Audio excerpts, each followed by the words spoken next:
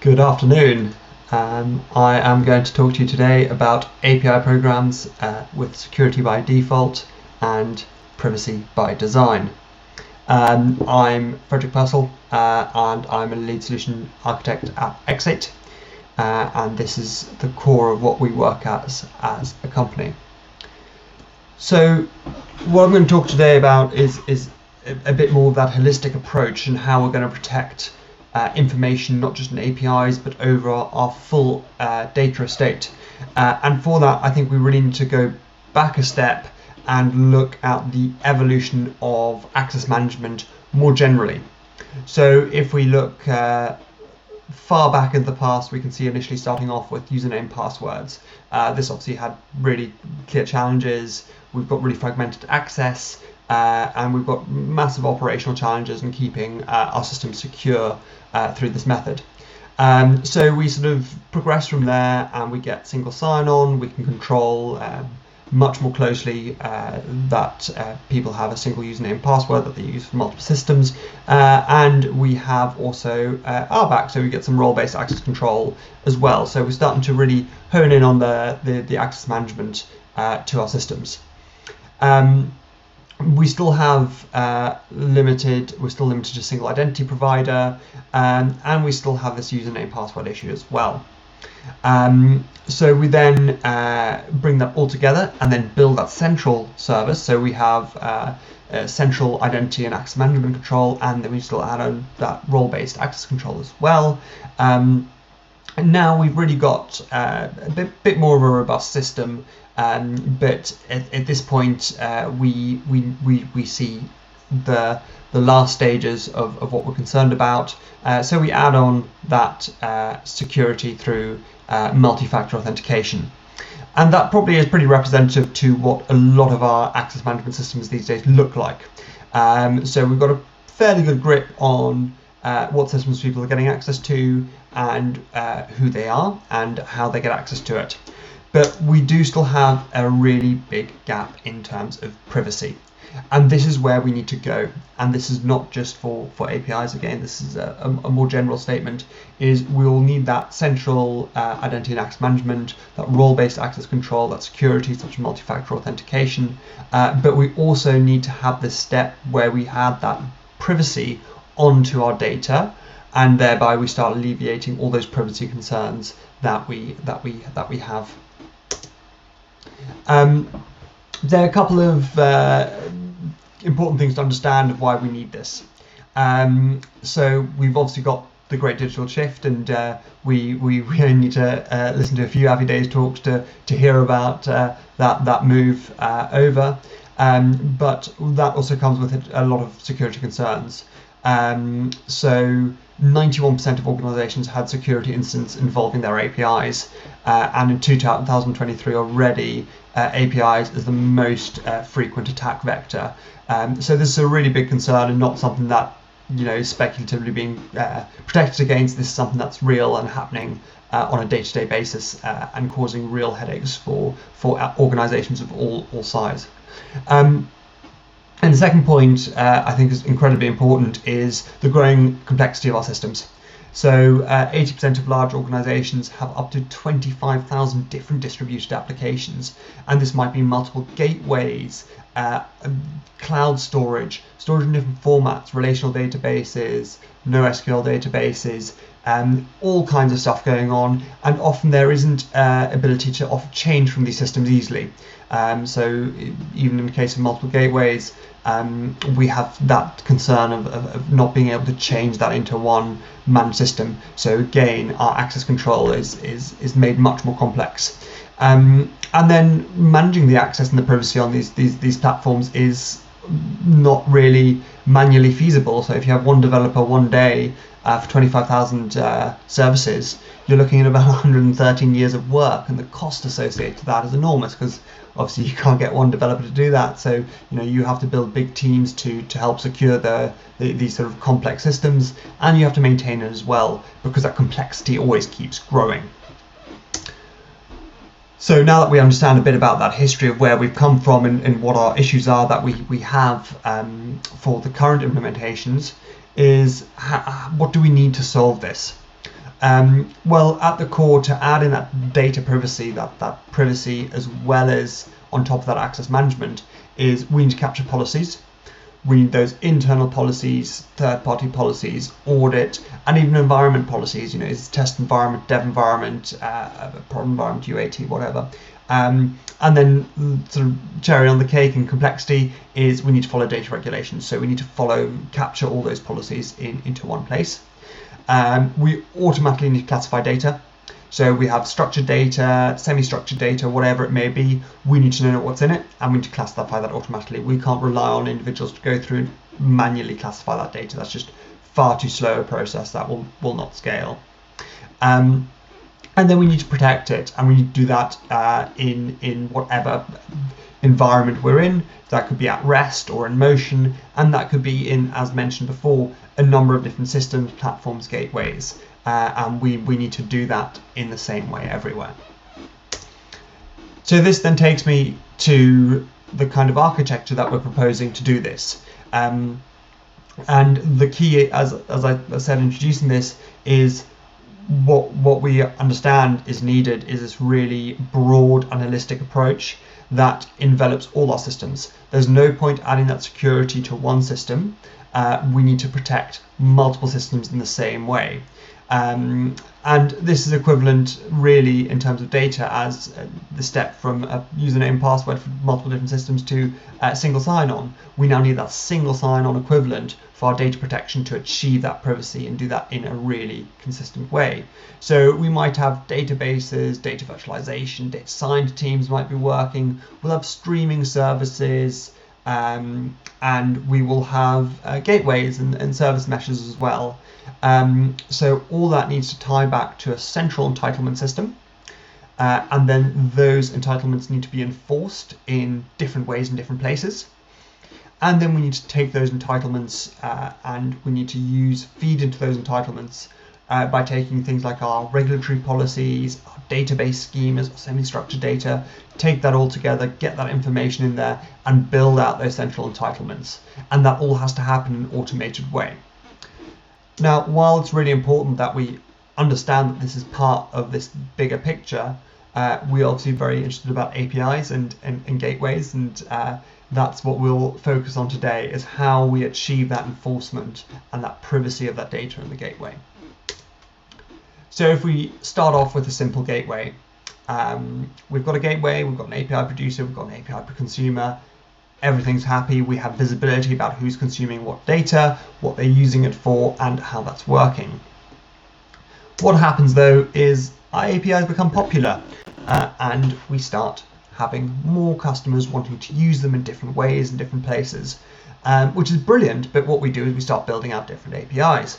So if we have especially large corporations, for example, we can think about they might have different people in different locations asking for data, and we'll end up building out different APIs for them. So here we've got, for example, our customer API. We've now built out 3 different APIs for our US, EU, and a general customer API, and they're actually quite similar, but they have slightly different data in them. And we very quickly end up with a bit of a mess. Because we have changes that we need to apply, and then we need to apply at multiple places, and becomes a real challenge to maintain, and becomes really, really challenging to also maintain security as well as the access in this kind of pattern.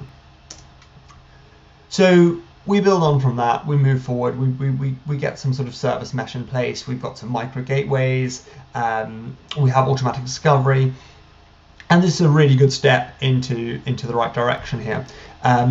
But we initially get really good oversight, we get that automatic routing through the discovery, and we have that gateway where we have those common entry points of discovery for our customers. So things are going well. With automation though, when you scale, you start losing that visibility again. You lose that visibility of who is gaining access to what data, and how that's being routed via our discovery service. So you have these common service definitions that help consumers get and that consistent data. So it feels like you've got it all under control, but by moving to service mesh to manage your APIs, governance can really become a concern. Now, the process and tools, the more it sort of becomes clear that it's not really possible to manually manage this. And we end up in, again, a situation where we lose that oversight, we lose that control of who is accessing what data. So we step back again and we go to a single producer and consumer, and we look at this example again. But now what we're going to do is we're going to start adding data governance and compliance into the gateway. So at this point, we're going to look at what's coming through our gateway.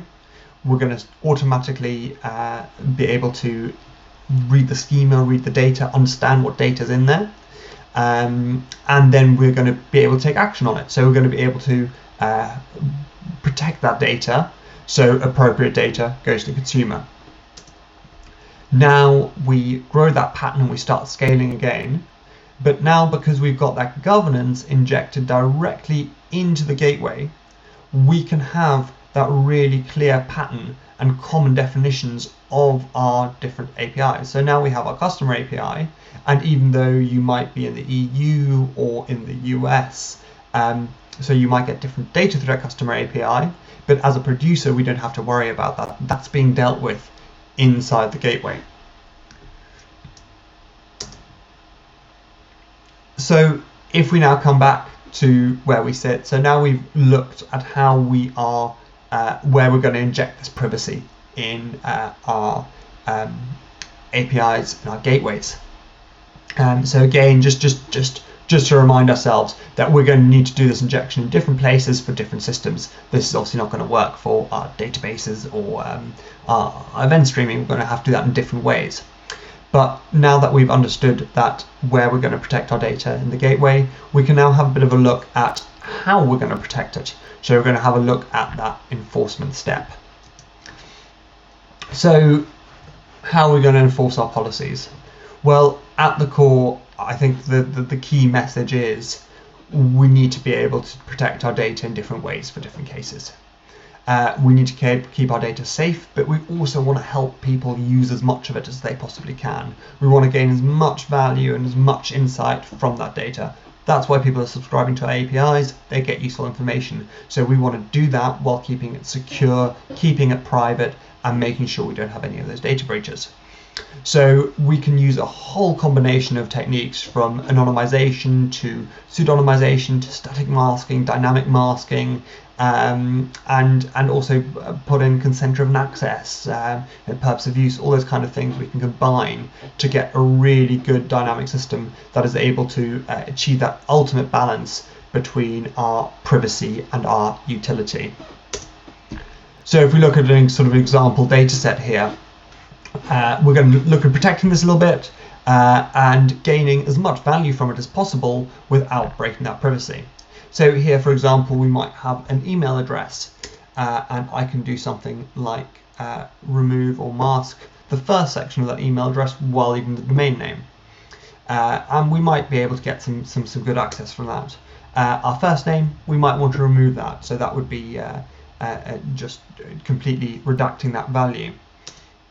But our surname, we might want to get access to that at a later point, or might want to give certain people access to that. So we might use a technique such as pseudonymization, which then would make that accessible to maybe our audit team in the future. And we can also have other policies associated with this. So it may give access to an audit team, but after 3 weeks, we may want to remove the ability to reconstruct that surname. So we can also have policies in place that then allow us to only give access for certain periods of time.